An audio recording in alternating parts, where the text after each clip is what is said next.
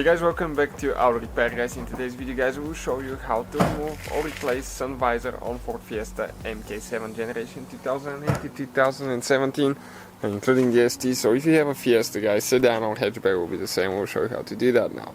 We have more than 200 videos, so please subscribe. We'll be taking apart the whole car. If you need anything, let us know, we'll try to make a video for you.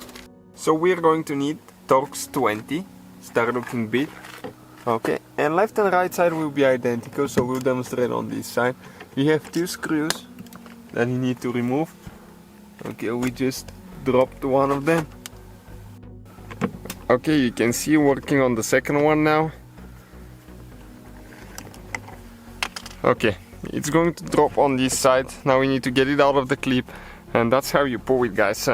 That Fiesta specifically doesn't have a light in the sun visor.